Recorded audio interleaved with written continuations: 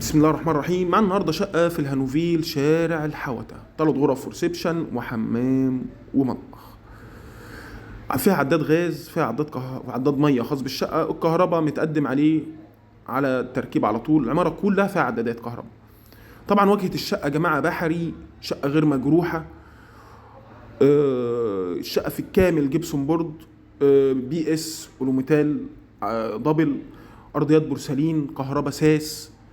الفينش بتاعها الكهرباء الداخليه سويدي.